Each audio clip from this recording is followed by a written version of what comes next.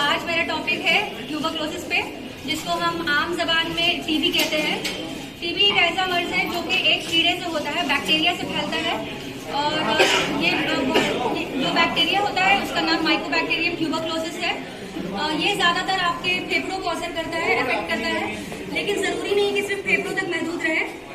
इस बैक्टीरिया का काम ये होता है कि अगर ज्यादा दिन तक बॉडी में रह जाए और उसका इलाज ना हो, ठीक से उसका इलाज ना कराया जाए, तो ये बदन में जगह जगह फैल जाता है और इसको हम डिसेमिनेटेड ट्यूबरक्लोसिस कहते हैं। और इस मर्ज का सबसे बड़ा प्रॉब्लम ये है कि ये इंडिया में बहुत ज्यादा है और हर दूसरे व्यक्ति को ट्यूबरक्लोसिस से ट्यूबरक्लोसिस होता है इसमें, ठीक है। और अगर हम देखें इसके लक्षण की, तो इसमें क्या क्या लक्षण होते हैं, टीबी की बीमारी में क्या क्या होता है, तो सबसे पहले ये देखना चाहिए कि पेशेंट को जो है, जिसको भी ट्यूबरक्लोसिस हुआ है, उसको हल्का हल्का बुखार आता है।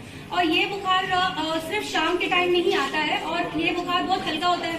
तो हम लोग क्या समझते हैं कि हम लोग थकान की वजह से हम लोग को बुखार हो गया, कोई काम कर लिया, कुछ हो गया, तो उसकी वजह से बुखार हो गया है, लेकिन ऐसा नहीं होता। ये इसका बहुत इंपॉर्टेंट सिम्टम है कि शाम के टाइम में हल्का हल्का बुखार आना। ये हमको ज्यादातर कंफ्यूजन हो जाता है कि थकान की वजह से और उसकी वजह से हम इलाज नहीं कर पाते हैं।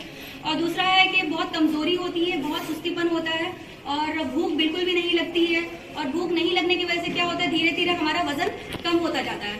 उसके अलावा देखेंगे कि खांसी बहुत ज्यादा होता है इसमें, और खांसी जो है आम खांसी की तरह बिल्कुल भी नहीं होती। जैसे अब हम कोई कफ सिरप ले रहे हैं, खांसी हो रही है, कफ सिरप लेते हैं, तो कफ सिरप अगर खांसी नॉर्मल खांसी रहेगी तो वो ठीक हो जाएगा, लेकिन अगर वो नॉर्मल खांसी नहीं है और टीबी की वजह से हो रहा है, तो कफ सिरप कितना भी ले लें वो खांसी ठीक नहीं हो गई। और ज्यादातर 2 हफ्तों से ज्यादा ये खांसी रह जाती है बदन में और ये जाती नहीं है जल्दी, और साथ में ये सारी सिम्टम्स रहते हैं। अगर फेफड़ों का टीबी हो रहा है तो आपको ये सब लक्षण दिखेंगे।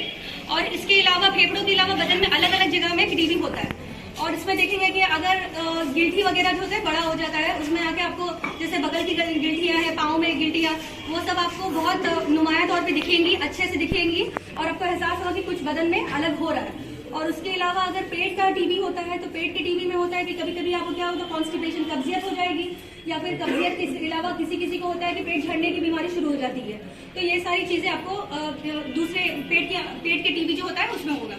और इसके अलावा सबसे बड़ा प्रॉब्लम इसका ये है, अगर इसका इलाज ना करा जाए तो बांझपन का शिकार हो सकते हैं। तो इसके लिए हमको बहुत एहतियात के साथ रहना पड़ता है, क्योंकि बांझपन एक बहुत बड़ी प्रॉब्लम है और अगर इसका इलाज ना कराएंगे तो हमको बांझपन से फिर हमको जूझना पड़ेगा।